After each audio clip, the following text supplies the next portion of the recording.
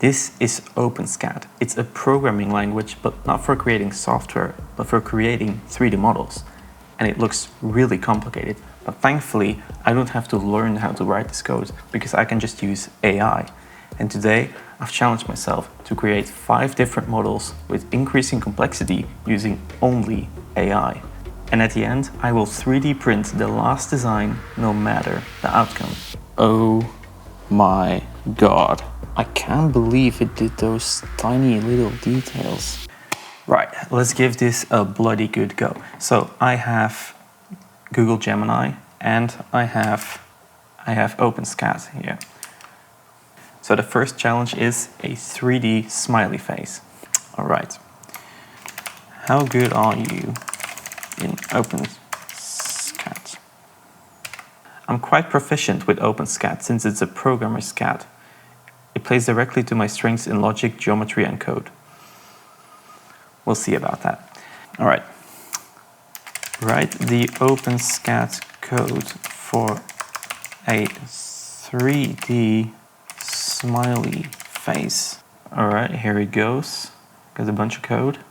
Now we copy this and we paste it into OpenSCAD.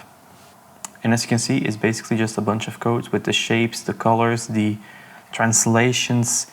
It's really freaking complicated, but let's see how good AI is at creating a smiley face. Okay, so we've got a ball now. Oh, no, wait, here it is.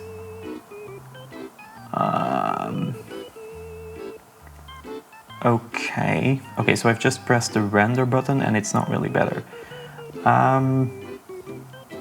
This is just the first challenge. I thought this would be easy, but no, this looks depressed as hell. This does not look good, buddy.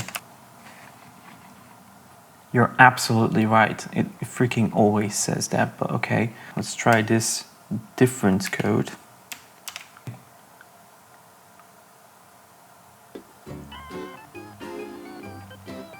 Okay, I'm genuinely getting worried for this challenge.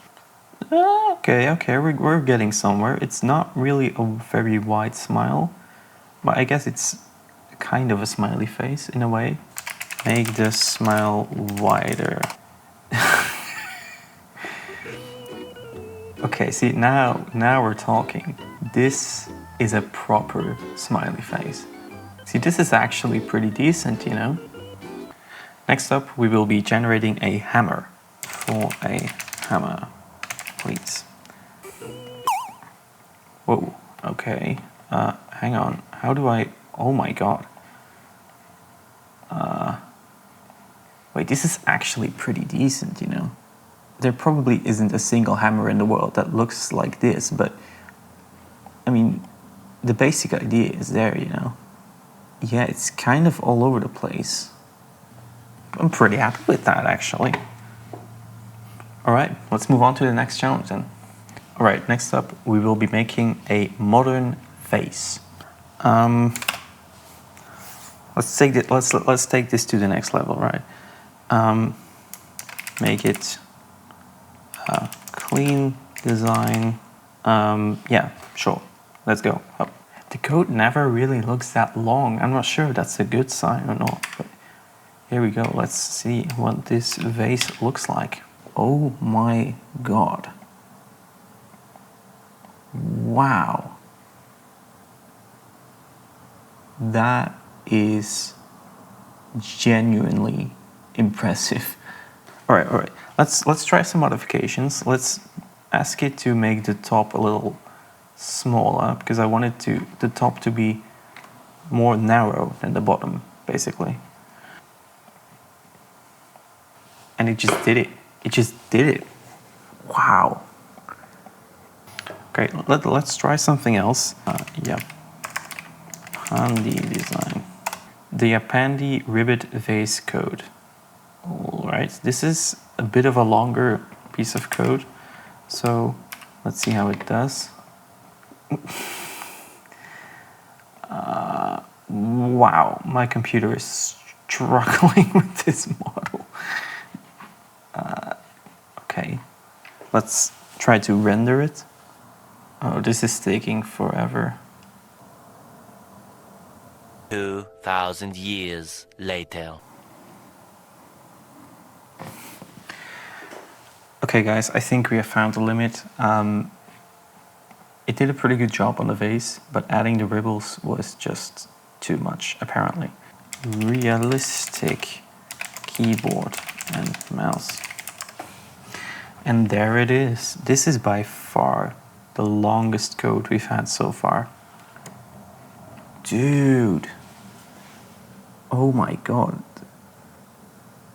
This is way better than I expected. Oh, look at the mouse.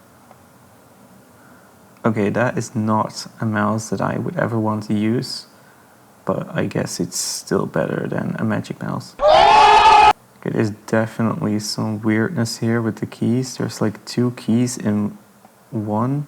It's a shame that the keyboard isn't long enough though. Alright, let's try to improve it a little bit. These are off the... how do you say that? Of the board. Try this again. Oh, yep. There we go. Okay, let's try one more thing. You tilt the keys so they follow the angle of the board. Okay, let's see what this looks like. That is basically perfect.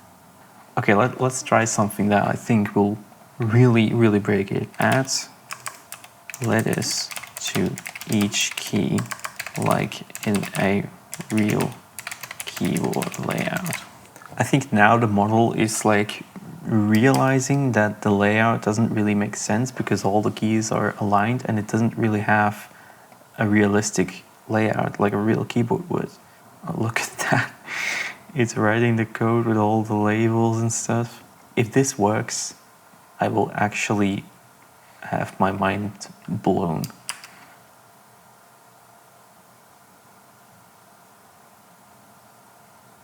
Oh my god.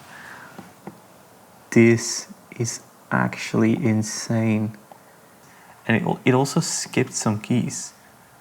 So that's basically what I was just saying, right? Some keys don't make sense. They shouldn't be there. And then I guess for those keys, it just thought like, we'll just skip them. like nothing, now everything makes sense. Like this enter button should not be there, I don't think. Wow, this is really freaking cool. All right, just to complete the setup, let's ask it to make a more realistic mouse. Oh my god. Oh, it put it on a little mouse pad. It's way too small. It's like the world's most tiny mouse pad ever. The mouse itself hasn't really improved very much, I don't think. But I guess, yeah, I mean, it looks like a mouse, you know. To know that all of this is just a whole bunch of really complicated code and it just figured out how to do that.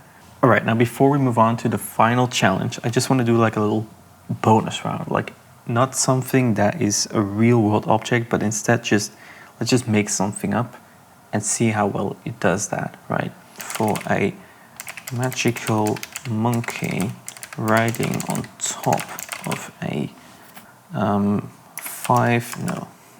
let's do a 6-legged elephant. This will probably end in horror, but we'll see. It's literally less code than the keyboard, so I'm not really very hopeful that this will actually look good. But we'll see. Here goes nothing. Dude. Okay, it's like really low poly, low detail, but it kind of got the idea, you know? It's really low detail, obviously, it's just some basic geometric shapes.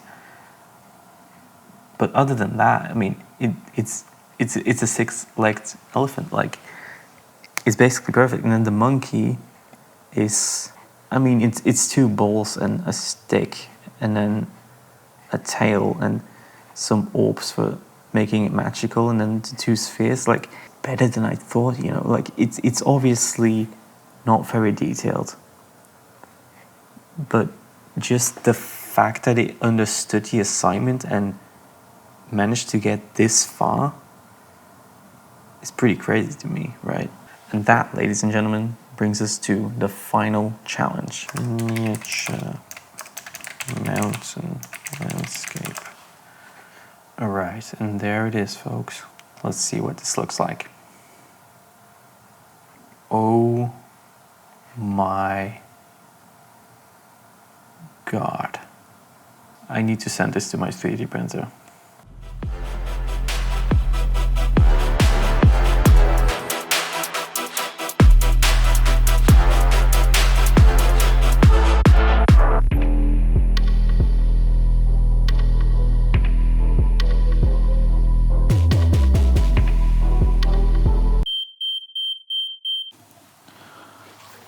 Oh my God. This looks unbelievable. So I decided to go for the marble filaments, and I think it works really well. So this is the landscape that it generated in OpenSCAD. It looks so freaking cool.